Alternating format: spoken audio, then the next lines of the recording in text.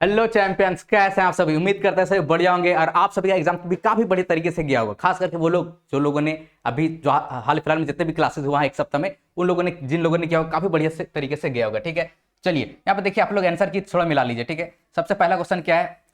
सबसे पहला क्वेश्चन है, लॉर्ड क्लाइव ने भारत का नक्शा तैयार करने की जिम्मेदारी किसको सौंपी थी ना, कितना बार बताइए था ना, जेम्स रेनर। यहाँ पे देखिए ऑप्शन नंबर ए में ही लिखा हुआ है। नेक्स्ट क्वेश्चन की तरफ बढ़ते हैं, बताइए। ठीक है, कश्मीर से कन्याकुमारी, ठीक है, कश्मीर से कन्याकुमारी तक भारत का विस्तार कितना है? 3200 किलोमीटर। ठीक है, चलिए नेक्स्ट क्वेश्चन की तरफ बढ़ते हैं। और यहाँ पर क्वेश्चन नंबर 103 यहाँ पे लिखा हुआ है, प्लासी का युद्ध कब हुआ था? प्लासी युद्ध कब हुआ था? 1757। कितना बार बताया गया ना। चलिए नेक्स्ट क्वेश्चन आगे बढ़ते हम लोग। बताइए, यूरोपियन देशों में ठीक है, कपड़ों की रंगाई के लिए क्या प्रयोग किया जाता था? क्या प्रयोग किया जाता था? वुड। वुड थोड़ा सस्ता हुआ करता था ना, भारतीय नील थोड़ा महंगा था, इसलिए इसका इस्तेमाल नहीं करते थे, वुड का इस्तेमाल कर लिया करते थे। ठीक है, चलिए यहाँ पे देखिए लिखा हुआ है, महालवाड़ी। महालवाड़ी व्यवस्था में महालदार किसे कहा जाता था? किसे? गांव के मुखिया। ऑप्शन नंबर सी, गांव के मुखिया को कहा जाता था। ठीक है, क्या आप लोगों ने सही सही टिक किया है? बताइएगा कमेंट सेक्शन में, है ना। पता है, प्राचीन समय में लेन देन का साधन क्या था? कितना बताया गया ना, वस्तु विनिमय था। लेन देन क्या था? वस्तु, पैसे तो था नहीं, तो वस्तु विनिमय प्रणाली का इस्तेमाल किया जाता था। चलिए आगे बढ़ते हैं। यहाँ पे यह लिखा हुआ है, किस रंग का झंडा बिरसा राज का प्रतीक था? सफेद रंग का झंडा, सफेद का। Option number C. चलिए नेक्स्ट क्वेश्चन। चलिए क्वेश्चन देकर के तो मजा ही आ गया होगा आप लोग को। ठीक है, बताइए, कैलिको अधिनियम किससे संबंधित था? कैलिको अधिनियम किससे संबंधित था? किससे संबंधित? सूती कपड़े, छीट वाले जो सूती कपड़े थे उससे संबंधित था, ये भी आप लोगों को बताया गया था। चलिए बताइए कि भारी अभ्यंतर संयंत्र, बताइए ये है ना 1958 में आया था। कहां पे आया था? रांची में आया था। ठीक है, तो किस राज्य के किस शहर में आया था? रांची में आया था। यह देखिए रांची, ऑप्शन नंबर डी। चलिए क्वेश्चन नंबर 10 की तरफ बढ़ते हैं और यहां पे लिखा हुआ है, भारत का अंतिम मुगल बादशाह कौन था? कौन था? बहादुर शाह द्वितीय था। ऑप्शन नंबर बी क्या होगा? बिल्कुल सही उत्तर हो जाएगा। नेक्स्ट क्वेश्चन की तरफ बढ़ते हैं और यहां पे लिखा हुआ है, रांची में विद्रोह सैनिकों का नेता नायक था, कौन था? कौन था? विश्वनाथ सहदेव था, है ना। इनको फांसी भी दी गई थी, सब भी आप लोग को बताया गया था। ठीक है, चलिए विश्वनाथ सहदेव। अच्छा, यहाँ पे क्वेश्चन नंबर 112 में लिखा हुआ है, ठीक है, भारत को असभ्य मानता था, कौन मानता था? मैकाले। आप लोग बताया गया ना, थॉमस बेटिंग मैकाले, ऑप्शन नंबर बी। ठीक है, ये सब बताया गया है। चलिए नेक्स्ट क्वेश्चन की तरफ बढ़ते हैं। यहाँ पे लिखा हुआ है, संत कोलंबा, ठीक है, ये क्या जाता है ना, है ना, संत कोलंबा कॉलेज की स्थापना किसके द्वारा की गई थी? संत कोलंबस कॉलेज जो कि बहुत जगह पे हजारीबाग में भी है, तो किसके द्वारा की गई थी? डबलिन मिशन के द्वारा की गई थी ना, तो जी हाँ, डबलिन मिशन के ही द्वारा की गई थी। ऑप्शन नंबर एक क्या होगा? यहाँ पर बिल्कुल सही उत्तर होगा। ठीक है, क्वेश्चन नंबर 114 की तरफ बढ़ते हैं। बताइए, किस भारतीय समाज सुधारक के प्रयास से सती प्रथा का अंत हुआ था? कितने वर्ष को बताया था? किसके प्रयास से? राजा राम मोहन राय, ऑप्शन नंबर सी, है ना। चलिए नेक्स्ट क्वेश्चन की तरफ बढ़ते हैं। क्वेश्चन नंबर 115 की तरफ यहाँ पे लिखा हुआ है, पहली बार दिल्ली में सिंहासन पर बैठने वाली महिला कौन थी? कौन थी? रजिया सुल्तान, ये भी आप लोग को बताया गया था। चलिए, बोल रहे ना कि ज्यादातर क्वेश्चन जो है ना मैच किया। देखिए, स्वराज हमारा जन्म सिद्ध अधिकार है और मैं इसे लेकर रहूंगा, किसका कथन है? बाल गंगाधर तिलक। किधर गया? इधर, है ना, बाल Gangadhar Tilak, option number B. ठीक, लोगों को क्वेश्चन देख के मजा आ रहा है कि नहीं मजा आ रहा है ना। चलिए बताइए, सिल्वानुस डुंगडुंग, है ना, डुंगडुंग ने किस ओलंपिक में भारतीय टीम का नेतृत्व किया था? किस, ठीक है, किस में किया था? तो ये ना ये किया था मास्को 1980। ठीक है, मास्को 1980। ऑप्शन नंबर ए क्या होगा? बिल्कुल सही उत्तर होगा। ठीक है, मास्को 1980, ऑप्शन नंबर ए। ठीक, चलिए यहां पर बढ़ते हैं। आप क्वेश्चन नंबर 118 बताइए, सतत धारणीय विकास की अवधारणा किस सम्मेलन में पहली बार आई? ठीक, किस में? तो स्टॉकहोम में। ठीक, ऑप्शन नंबर ए। यहां पर भी क्या होगा? बिल्कुल सही उत्तर हो जाएगा। ठीक, चलिए नेक्स्ट क्वेश्चन यहां पर 119 में पहुंचते हैं। यहां पर देखिए लिखा हुआ है, निम्न में कौन स्थानिक संसाधन नहीं है? ये भी कितना बार बताया गया है, कौन सा स्थानिक संसाधन नहीं है? तो देखिए, जल क्या हर जगह पाया जाता है, ये स्थानिक किसी खास स्थान थोड़ी ना होता है ना, तो जल बिल्कुल सही उत्तर होगा।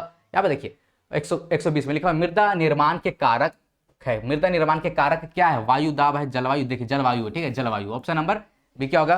बिल्कुल इस ऑप्शन के हिसाब से जलवायु बिल्कुल सही उत्तर हो जाएगा। यहाँ पे देखिए क्वेश्चन नंबर 21 के हिसाब से, क्वेश्चन नंबर 21 में लिखा हुआ, कपास की खेती के लिए कौन सी मृदा उपयुक्त मानी जाती है? कितने बार बताइए? कितनी? काली मृदा है ना, इसको रेगुलर मृदा बोलते थे। चलिए नेक्स्ट क्वेश्चन 122 की तरफ बढ़ते हैं। ठीक है, शंकुधारी वन की लकड़ियां होती है, कैसे होती है? मुलायम होती है। मुलायम कहां? ये रहा मुलायम, है ना, इससे कागज वगैरह बनती है। चलिए आगे बढ़ते हैं हम लोग क्वेश्चन नंबर 127 की तरफ। बताइए, झारखंड में अबरक का उत्पादन मुख्य रूप से कहां नहीं होता है? कहां पर नहीं होता है? कहां पर नहीं होता है? गुमला में नहीं होता है। ठीक है, ऑप्शन नंबर सी क्या होगा? बिल्कुल सही होगा। ये सारा क्वेश्चन हूबहू आया हुआ है।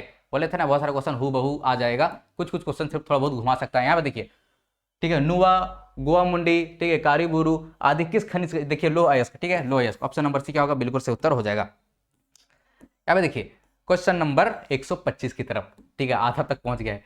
पता है झारखंड में तांबा उद्योग कहाँ स्थित है, घाटशिला, है ना, तांबा उद्योग कहाँ है, घाटशिला, ऑप्शन नंबर है, देखिए इसने सही टिक किया है। चलिए क्वेश्चन नंबर 126 की तरफ, ठीक है, पता है चावल का सबसे बड़ा उत्पादक देश, ये भी इसने सही टिक किया ना, चीन में है, ठीक है, बिल्कुल, ठीक है, जिनका भी क्वेश्चन पेपर है वेरी गुड। चलिए नेक्स्ट क्वेश्चन की तरफ बढ़ते हैं। बताइए 127 है ना, लिखा हुआ है चलवासी, चलवासी पशुचारण किस प्रकार की खेती करते हैं, ठीक है, चलवासी पशुचारण किस प्रकार की खेती करते हैं, है ना, वहां पे आदिम निर्वाह की खेती करते हैं, ठीक है, आदिम निर्वाह, ऑप्शन नंबर सी क्या होगा, बिल्कुल सही उत्तर हो जाएगा।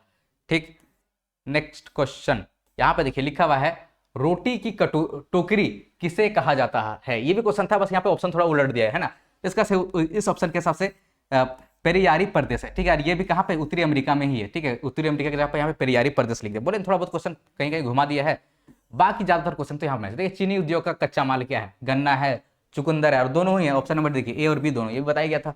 ठीक है, चलिए नेक्स्ट क्वेश्चन, और यहाँ पर ही देखिए देखिए ग्रेट लेक्स का वाला क्वेश्चन है ना, 5 झीलों का समूह, ग्रेट लेक्स 5 झीलों का समूह, ये रहा 5 झीलों का समूह, ऑप्शन नंबर डी। ठीक है, आगे बढ़ते हैं हम लोग क्वेश्चन नंबर 131 की तरफ। बताइए भारत का प्रथम आधुनिक लौह इस्पात उद्योग कौन है, ठीक है, भारत का, तो भारत का टिस्को, टिस्को कहां गया, ये रहा टिस्को ना, ऑप्शन नंबर बी। ठीक है, तो क्या आप लोग इन सभी क्वेश्चंस को सही सही टिक किए कि नहीं, ठीक है ना, बताइएगा कितना क्वेश्चन आप लोगों ने सही से टिक किया। ठीक है, और आखिर में एक चीज बताएंगे आप लोगों को, ठीक है, देखिए विश्व की सर्वाधिक आबादी वाला देश कौन सा है, कौन सा है, चीन है, 2011 की जनगणना के अनुसार क्या है, चीन है। ठीक है, अभी नया जनगणना होगा तो भारत हमको लगता है आगे ही निकल जाएगा, सब तो लग रहा है ना। आगे बढ़ते हैं हम लोग, यहाँ पर देखिए झारखंड की साक्षरता दर 2011 की जनगणना के अनुसार कितनी कितनी है भाई, तो 66.4%, ऑप्शन नंबर ए क्या होगा यहाँ पर सही हो जाएगा। ठीक है, पढ़े लिखे लोगों की संख्या यहाँ पे, है ना। चलिए यहाँ पे देखिए प्रत्येक वर्ष किस दिन विश्व जनसंख्या दिवस मनाया जाता है, किस दिन, 11 जुलाई, यहाँ पर भी सही टिक किया इसने। ठीक है, चलिए नेक्स्ट क्वेश्चन, पता है किस समिति की रिपोर्ट के आधार पर संविधान में मूल कर्तव्य शामिल किए गए, किस, स्वर्ण सिंह समिति, ऑप्शन नंबर ए यहाँ पर क्या होगा, बिल्कुल सही उत्तर होगा। ठीक है, 136 की तरफ बढ़ते हैं फटाफट तरीके से। ठीक है, और देखिए यहाँ पर पूछ रहा है भारतीय संविधान में नागरिकों को दिए गए अधिकार को क्या कहते हैं, क्या कहते हैं, हम लोग सभी को जो अधिकार मिले क्या बोलेंगे उसको, मौलिक अधिकार बोलेंगे, हम सभी को क्या मिला हुआ, मौलिक अधिकार मिला हुआ है। ओके, अब यहाँ पे देखिए 137 में लिखा हुआ भारत में शिक्षा का अधिकार कानून कब से लागू, ये भी बताया गया क्वेश्चन है, कब लागू हुआ, तो 1 अप्रैल 2010, ये रहा 1 अप्रैल 2010, ऑप्शन नंबर बी सही उत्तर होगा। तो बहुत ही आसान सवाल पूछ लिया आप लोगों है ना, कुछ कुछ क्वेश्चन थोड़ा सा डिफिकल्ट है, मतलब एक क्वेश्चन होगा, एक या दो क्वेश्चन डिफिकल्ट और 2-3 क्वेश्चन थोड़ा घुमाया हुआ क्वेश्चन है, बाकी सब मैच किया हुआ। ठीक है, लौह पुरुष किसे कहा जाता है, वल्लभ भाई पटेल, सरदार वल्लभ भाई, ये रहा है ना, सरदार वल्लभ भाई पटेल, है ना, इसको भारत का बिस्मार्क भी बोला जाता है। चलिए हर तरीके से आप लोग को बताइए था, बताइए समानता के सिद्धांत के आधार पर किसको दंडनीय अपराध घोषित किया गया है, किसको दंडनीय अपराध, छुआछूत करेगा तो उसको ही तो दंडनीय अपराध घोषित किया गया है ना, छुआछूत करेगा तो क्या है, और समानता के आधार पर, है ना, ऐसा जैसे कि यहाँ पे देखिए ये बोल रहा समानता के सिद्धांत के आधार पर। ठीक है, तो समानता के आधार पर छुआछूत तो नहीं कर सकते, छुआछूत करेगा तो समानता कहाँ से रहा। ठीक है, ऐसा नहीं कि आर्थिक शोषण वगैरह करने पर भी दंड वगैरह मिलेगा, ऐसा नहीं है, लेकिन यहाँ समानता के सिद्धांत पर होगा तो ऑप्शन नंबर यही टिक करेंगे हम लोग। ठीक है, चलिए नेक्स्ट क्वेश्चन करेंगे हम लोग। यहाँ पे देखिए अस्थाई सदन किसे कहा जाता है, अस्थाई सदन किसे कहा जाता है, तो ये ना राज्यसभा को कहा जाता है अस्थाई सदन। ठीक है, ऑप्शन नंबर बी क्या होगा, बिल्कुल सही उत्तर हो जाएगा। नेक्स्ट क्वेश्चन, यहाँ पे देखिए लोकसभा में निर्वाचित सदस्यों की संख्या होती है, कितनी होती है, कहाँ गए, 543, ये रहा है ना, ऑप्शन नंबर डी 543। ठीक, आगे बढ़ते हैं हम लोग। यहाँ पे देखिए कार्यपालिका किसके प्रति उत्तरदायी होता है, कार्यपालिका किसके प्रति उत्तरदायी होता है, तो विधायिका के प्रति, किसके प्रति, विधायिका, ये भी आप लोग को बताया गया क्वेश्चन। ठीक, आगे बढ़ते हम लोग, कहाँ गया, संघ सूची में राष्ट्र, देखिए ये भी संघ सूची वाला आज सुबह ही आई थिंक बताए थे ना, तो भाई केंद्र सरकार, संघ सूची में जितने भी शामिल कौन सरकार, केंद्र सरकार बनाती है, राज्य सूची में राज्य सरकार बनाती है, समवर्ती सूची में दोनों सरकारें मिलकर बनाती है, सब बताया गया था।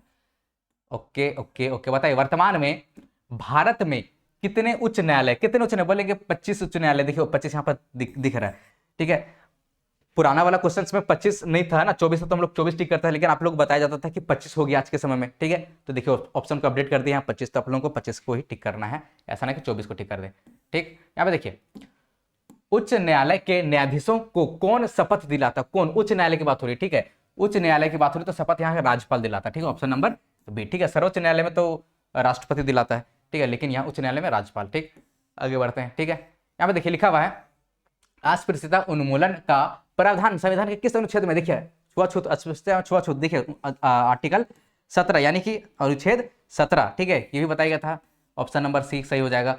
नेक्स्ट क्वेश्चन 147 पे पहुंच गए हम लोग। बताइए झारखंड में कितनी अनुसूचित जातियां निवास करती? कितने नंबर बताइए? कितनी? 32 है ना, इसने भी सही टिक किया है, ऑप्शन नंबर ए। चलिए नेक्स्ट क्वेश्चन की तरफ बताइए नर्मदा बचाओ आंदोलन किस परियोजना के विरोध में शुरू किया गया था, है ना? किस पर? सरदार सरोवर बांध, ठीक है, सरदार सरोवर, ये ऑप्शन नंबर है सरदार सरोवर बांध के, ठीक है, ये तो क्वेश्चन है ना 10th में भी आप लोगों को देखने को मिलता है, ठीक है। आगे बढ़ते हैं हम लोग क्वेश्चन नंबर 39 की तरफ, ठीक है। यहाँ पे लिखा हुआ है बाल श्रम निषेध एवं नियम अधिनियम कब लागू हुआ? ये कब लागू हुआ था? तो 1986, ऑप्शन नंबर डी क्या होगा यहाँ पर सही हो जाएगा। नेक्स्ट क्वेश्चन की तरफ बढ़ते हैं। यहाँ पे लिखा हुआ है भारतीय संविधान के अनुच्छेद 24 के अनुसार किस उम्र के बच्चों को बाल मजदूरी करना? कितना? 14 वर्ष से कम। 14 वर्ष से कम कहाँ? ये रहा 14 वर्ष से कम, ऑप्शन नंबर बी। अच्छा 50 क्वेश्चन हो गया यहाँ पर पूरा की पूरा। चलिए अब आप लोग बताइए कि आप लोगों ने इसमें से कितना सही से टिक किया है, ठीक है। एक भी क्वेश्चन तो छोड़ना नहीं था, नेगेटिव मार्क तो है नहीं कि एक भी क्वेश्चन छोड़े, ठीक है। तो जिन लोगों ने हमारा क्लास किया होगा, ठीक है, तो आप लोगों ने देखा, जैसे कि देखा है ना 4-5 है ना, लगभग 5-6 क्वेश्चन को छोड़ गए, लगभग सभी क्वेश्चन क्या हुआ यहाँ पर मैच हो गया, ठीक है। तो अगर आप लोगों ने क्लास अच्छे से किया होगा तो 40 से प्लस क्वेश्चन तो आप लोगों ने सही टिक किया होगा, है ना। 40 से प्लस क्वेश्चन आप लोगों ने सही टिक किया होगा, और जिन लोगों का 40 प्लस सही टिक हुआ है उसको क्या मिलेगा? A+ मिलेगा, ठीक है। नंबर तो रिजल्ट में आता नहीं है ना, ABCD नंबर मिलेगा A+, है ना, A B+B ऐसे करके नंबर मिलेगा। तो 40 प्लस होगा सही आप लोग का तो A+ मिलेगा, ठीक है। उससे नीचे होगा तो A मिलेगा, ठीक है। अब A से नीचे तो मिलेगा, आप जिन लोगों ने क्लास किया A से नीचे तो जाएगा नहीं, ठीक है। तो ये और जिनका बहुत अच्छा नहीं भी गया एग्जाम, ठीक है, मान के चलो उन लोगों जिन लोगों ने क्लासेस वगैरह नहीं किए, गलती से छूट गया हो, ठीक है, लेकिन फिर भी अगर सही से कुछ 10-12 सही हो गया है, पास हो जाएंगे आप, बहुत बढ़िया, ठीक है, कोई दिक्कत की बात नहीं है। 9th में अच्छे से मेहनत करना। 9th में पहुंच गए ना, अब तो आप लोग 9th में पहुंच गए, तो 9th में पहुंच गए, 9th में तैयारी कैसे करें? 9th में तैयारी कैसे करें उसका भी इंतजाम हम लोगों ने कर रखा है, ताकि आपको लास्ट में इतना परेशानी न करना पड़े, सर इतना सारा सिलेबस कैसे याद करेंगे, कैसे क्या करें, है ना। शुरू से पढ़ो। तो शुरू से पढ़ने के लिए हम लोग लेकर के क्या आए हैं आपके लिए क्या लेके आए हैं? बैच लेकर। ये हेल्पलाइन नंबर है, ठीक है, तो इसको आप लोग स्क्रीनशॉट ले लें हेल्पलाइन नंबर में, है ना। अब देखिए आप लोग को कौन सा कोर्स लेना है, ठीक है, कौन सा कोर्स लेना है, ये देखिए प्रयास बैच, ठीक है, प्रयास बैच लेना है जो 2027 में एग्जाम देंगे ना 9th का, आप लोग देंगे 2027 में एग्जाम, उसके लिए, ठीक है। प्राइस देखिए 499। बच्चे पूछते हैं कि सर ये महीने महीने लगेगा? बिल्कुल नहीं, ये साल का एक बार है, ठीक है, एक बार दे दिए, साल भर आप लोग पढ़िए, ठीक है। और सभी सब्जेक्ट का, ठीक है, सभी सब्जेक्ट यहाँ पे देखिए Hindi, English, math, science, SST सभी सब्जेक्ट्स का होगा, और सब कुछ मिलेगा। लाइव बैच, लाइव क्लासेज होगी, ठीक है, डॉट सेशन वगैरह भी लिया जाएगा। कभी कभी बच्चे का डॉट रह जाता है, ठीक है, अलग से डॉट सेशन होगा कि बताओ क्या क्या डॉट है पूछो, है ना, ऐसा, ठीक है। उसके अलावा रिकॉर्डेड बैच, कभी क्लास छूट गया, बीच लाइव क्लास चल रहा है, कुछ काम पड़ गया, चले गए काम करने, ठीक है, तो छूट जाता है क्लासेस, ठीक है, तो रिकॉर्डेड भी आपको बैच में मिल जाएगा, बाद में आकर के उसको देख लीजिए, कंप्लीट कर लीजिए, ठीक है। चैप्टर वाइज आज जितना मर्जी उतना बार देखिए, है ना, एक बार समझ में नहीं आया फिर से देखिए, ऐसे ऐसा है ना, ठीक है। इसके बाद चैप्टर वाइज नोट्स भी मिल जाएगा आपको, टेस्ट वगैरह होगा पैनल में जहाँ पे जो भी समझाया जाएगा उसका PDF वगैरह तो आप लोग को मिल जाएगा, ठीक है। तो इतने सारी चीजें मिल रही, कितना में? सिर्फ 500 में पूरे 1 साल का, ठीक है, पूरे 1 साल का। तो बिना किसी देरी का क्लासेस इसको आप लोग खरीद सकते, ठीक है। बाकी आप लोग बताइए कितना क्वेश्चन आप लोग का सही हुआ है, ठीक है, और एग्जाम देने में मजा आया कि नहीं मजा आया, ठीक है। चलिए मैं मिलता हूँ मैं आप लोगों से क्लास 9th में, ठीक है।